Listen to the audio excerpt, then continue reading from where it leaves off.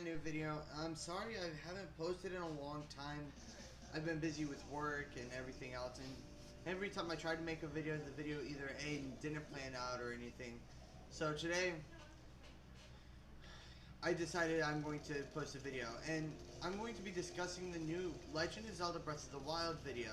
Or not the Breath of the Wild video, the new Breath of the Wild video game. Not scheduled to come out any specific time, but I have my own predictions on roughly when it'll come out and my own thoughts on it. And now my predictions aren't really backed up on anything. Like most people will probably have more of an actual idea of when it might come out based on other previous release dates for Zelda games. But I don't see it taking too long for it to happen. So, that out of the way, let's start off with something. Oops, that's something really simple. My thoughts on it.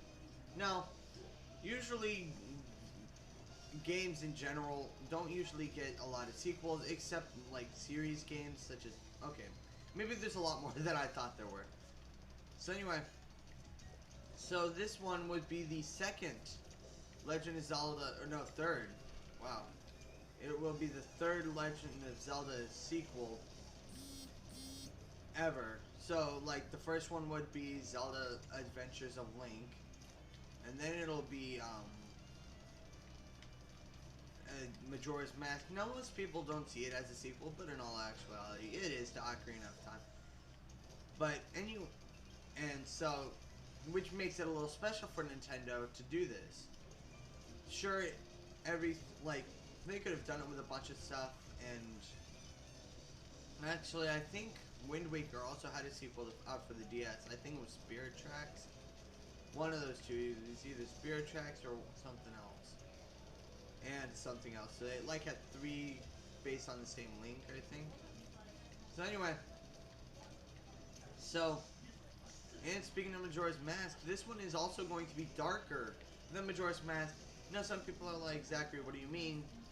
Well, by that I mean storyline wise, because like the background for it. So like Majora's Mask had was darker in the aspect of how Link, it was possible that Link had died whenever he had fallen, and went into like a purgatory type thing or whatever, which all of these are very much possible, but I don't think that's what they were going for originally. But the thing, and all these characters dying and you having to take pretty much their faces as masks, it's pretty dark. Now, it's going to be darker than that, which is crazy, and I'm kind of looking forward to it because I wouldn't mind seeing a dark Zelda game, you know? Another one, anyway. Now, Twilight Princess is dark-ish, but not as dark as Majora's Mask. It might be looked more as dark based on the fact that the entire thing is pretty much like night, almost, and things of that, like, you know, if you guys have played it, you guys would know, you guys would understand what I'm trying to get at here. Where, like, the storyline might not necessarily be dark. Even, sure, it'll have some dark moments, but not really to the extent of Majora's Mask. Or even the new Breath of the Wild. Which, by the way, I would like to point out, I have a this is my idea for a name for it instead of just Breath of the Wild 2. It would be, The Return of Ganondorf. Now, I mean, yeah, sure, it's a little cringy and stuff, but, you know, it works. Because if you've seen the trailer, you see that a Gerudo form of some person, which is a male, is there. The only male Gerudo is Ganondorf. So, it's gotta be it's probably just the carcass of him from, but I'm jumping on board with all the other theorists saying that he's from the Twilight Princess. I love the Twilight Princess game. I haven't beaten it personally, but I love it. It's an amazing game. It's a lot of fun to play through and everything else. So yeah, I'm jumping on board with that. I think that it is the Gerudo form of the Twilight Princess Ganondorf, which would be amazing because Ganondorf from Twilight Princess was really cool. And well, not just that he was cool, but that he you know, he just overall it was an amazing Ganondorf. He was really powerful. He had raw power and everything else, and the Triforce of power awoke in him to give him more power than he already had. And it just mind boggles me that that happened. I think it was a really cool idea for that to actually happen. Better than just him obtaining it. He actually had it in him, even though, you know, because Demise's curse and everything, where it would just be passed on. I think Ganondorf would have the Triforce power no matter what. Like, because one of his past forms had it, I think once one past form has it, the rest will have it. Just my idea on some stuff for that. You know, it's just overall, it's just a really cool idea what they did with Twilight Princess and everything else. So, but so another thing, I think that the Yiga clan might return with a different ruler instead of Master Koga, which was defeated in a dark. Okay, hold on. Spoiler alert: if you haven't played Breath of the Wild, which you probably, I would assume that you have, or I've seen somebody else play it, because it's a really popular game and it's a lot of fun. But anyway, so there you go. Spoiler alert. So once you defeat Master Koga, down in he kind of just falls into a pit, an endless pit actually, technically killing him without even showing him dying. So I think that they'll probably have another ruler or a master for this game. Now I would think it would be pretty intriguing,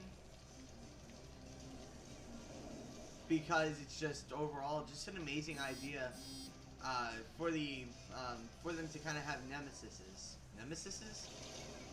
Yeah, I think that's right, nemesises.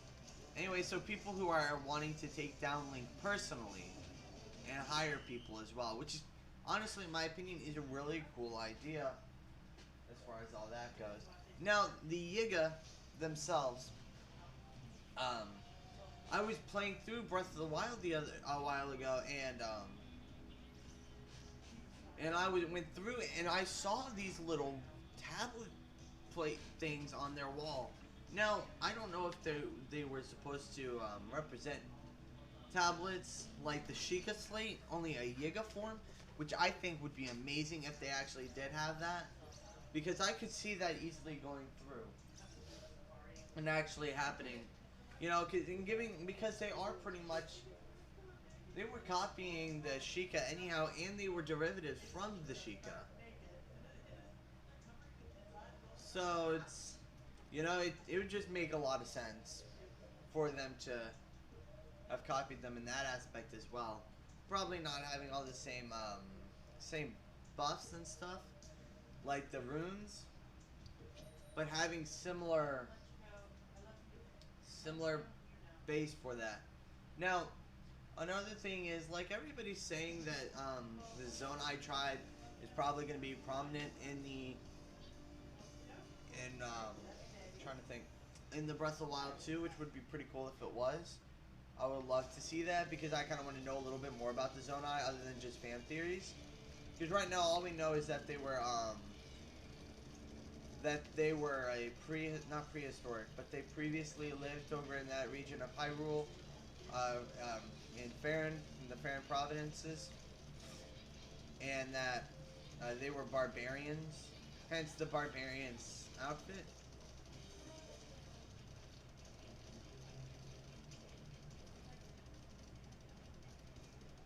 So